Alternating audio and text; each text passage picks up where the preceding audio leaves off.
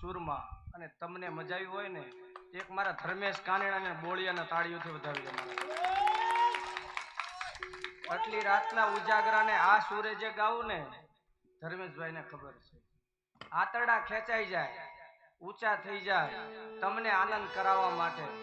કારણ કે મા બાપ વગરની સમૂહ લગ્ન કરવાના છે ને દીકરીઓના, એની હાટું આતડિયું બાળવી છે ને ઊંચું કરવી છે.